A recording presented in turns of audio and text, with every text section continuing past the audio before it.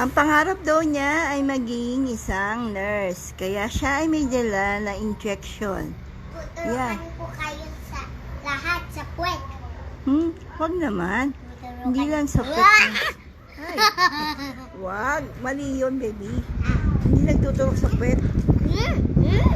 Paano ang gagawin mo para ang bata ay mapainom mo ng medicine?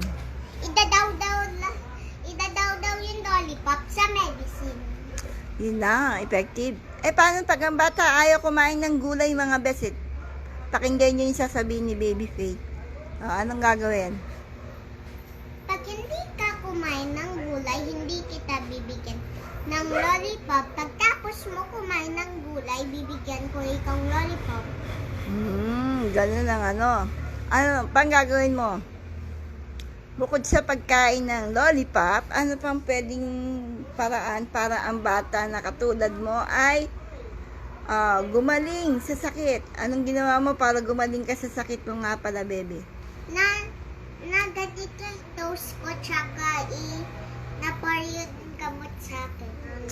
Ganun. Kailangan iinom ng medicine para gumaling agad sa sakit. Hindi. Kailangan ba ang bata minom ng cold water? No! Bakit? Kasi sore throat ikaw.